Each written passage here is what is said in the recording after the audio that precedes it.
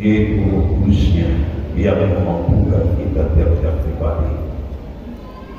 Apapun tugas kita, apapun panggilan kita,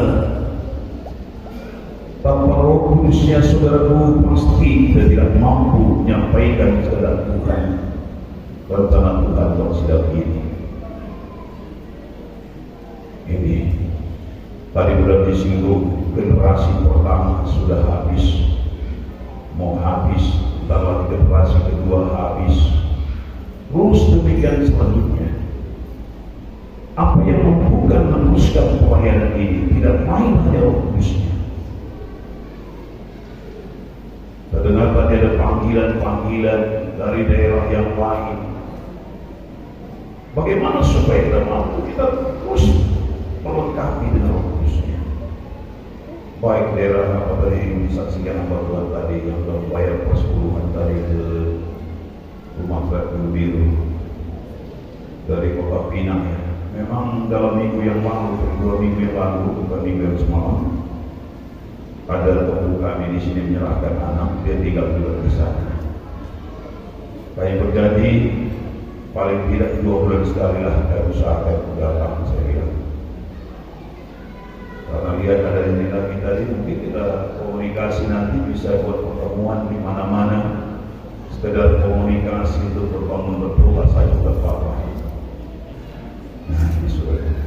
Untuk itu mari hari ini kita persiapkan hati kita supaya kita semua diperlukan Tuhan kembali lebih daripada hari yang lalu, saudara. Mari kita berdoa. Bapak Saudari, tidak berkesudahan kami datang mengucapkan syukur dan terima kasih kami kepada Bapak atas kemurahan dan kasih setia Tuhan, ajaib Tuhan yang belum pernah berubah, yang dengan setia Tuhan yang akan di tengah sidang-Mu yang kami rasakan sampai saat ini. Kami mengaku Tuhan, tanpa kopangan kuasa-Mu, tanpa perlengkapan Roh-Mu dari surga, kami hanya lebur tanah belaka. Kami tidak mampu mengobarkan karunia yang Kau telah anugerahkan bagi kami. Kami tidak mampu ya Tuhan meneruskan pelayanan sidang-Mu sebagaimana diharapkan oleh hamba-Mu yang mendirikan gereja begini Tuhan. Terlebih-lebih yang Kau kehendaki bagi umat-Mu segenapnya Bapa. Untuk itu anugerahkanlah hati yang terbuka, hati yang rendah bagi kami segenapnya malam ini, agar kami dapat dipenuhkan, diperlengkapi segenap oleh kuasa Bapa, agar kami segenapnya mampu melakukan kehendak Tuhan dalam setiap pelayanan sidang-Mu dan mengobarkan karunia-karunia yang Kau berikan bagi kami. Urapi setiap firman-Mu, ungkapkan rahasia firman-Mu. Urapi hamba-Mu yang Kau pakai, berkat dengan buat kuasa dari surga, karena hamba-Mu lebur tanah belaka Tuhan. Bungkus seluruh rapat kami semua oleh darah Yesus saja. Haleluya, haleluya. Amin. Puji Tuhan, saudara yang kasih dalam nama Yesus Kristus. Kita bersyukur saudaraku malam ini saudara mempertemukan kita kembali dalam gerejanya untuk menyembah, berbakti, memuji dan muliakan nama Tuhan bersama-sama dalam sidang Tuhan ini. Saudaraku, tentu satu perkara di dalam waktu yang lalu, di akhir tahun yang lalu dan di awal tahun ini, masing-masing kita telah memberikan perhitungan kita pada Tuhan, mengevaluasi diri kita, mengevaluasi perjalanan sidang Tuhan, terlebih pelayanan sidang yang dipertanggungjawabkan Tuhan kepada kita masing-masing. Tentu saudara saya mengerti di mana dan apa yang harus kita lakukan supaya ke depan saudara dalam sepanjang 2023 ini kita dapat meraih setiap janji Tuhan, berkat Tuhan, baik bagi sidangnya maupun buat pribadi kita.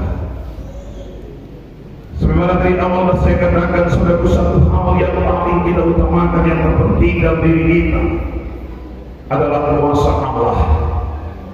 Maka hari ini khotbah saya berikan tema kuasa Allah memampukan kita dalam pelayanan.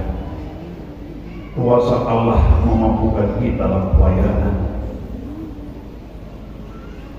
Karena kita sadari saudaraku, tanpa kuasa daripada Allah itu kita tidak dapat berbuat apa-apa. Ada dua nabi, dua rasul yang dipakai Tuhan dari latar belakang yang berbeda, tapi mereka mempunyai pengakuan yang sama.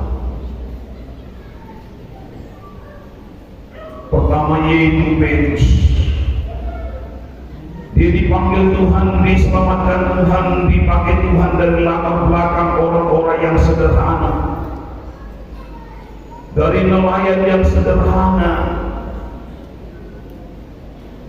dan kehidupan yang sederhana, terlebih pendidikan yang sederhana. Dia mengaku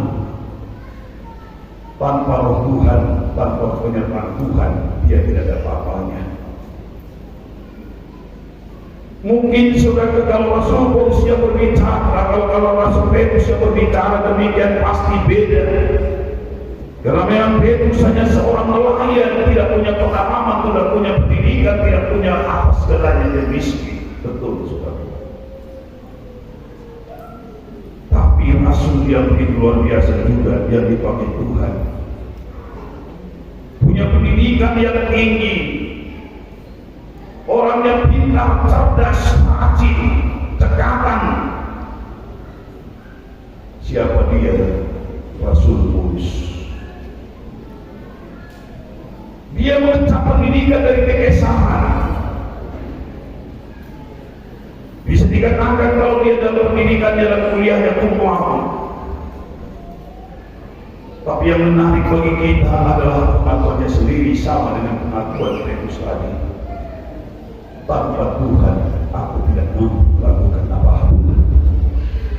Untuk itulah saudara, maka saudara, saya inilah kita tarik pada malam ini bagi diri kita setiap pribadi. Bagaimana kehidupan saudara saya kalau diterpa disertai oleh Tuhan, tanpa urapan Roh Kudus itu, saudaraku, pasti kita tidak ada apa-apanya. Apalagi sidang ini bukan mengecilkan kita di SMI, dan membanggakan kuasa Tuhan di gereja ini. Apa modal utama kita adalah Roh Kudus. Mari regenerasi ke depan tetap andalkanlah kuasa Tuhan.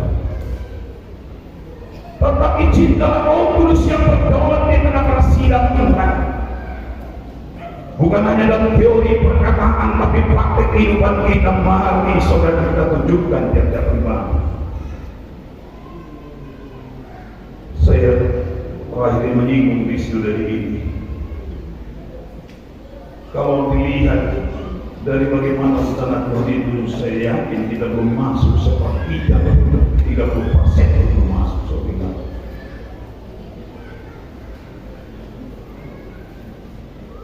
Memang bekerja Tuhan, masih bekerja Tuhan, masih bekerja Roh Kudus. Tapi seberapa jauh karya Roh Kudus itu dalam diri kita tiap-tiap pribadi. Seberapa jauh karya Roh Kudus itu dalam diri kita di dalam sidang. Padahal dunia sekitar kita sekarang ini begitu jahat, begitu kotor, yang sering mempengaruhi iman kita, yang sering mempengaruhi perjalanan rohani kita. Harus kita sadar apa yang kita perlukan sekarang ini. Ada seorang murid Nabi yang belum sadar dia saudara apa yang dia perlukan. Siapa dia? Nabi Elisa. Hari ini saya tidak panjang-panjang baca Alkitab, cukup satu ayat saja, tapi ayat 1 sampai 14.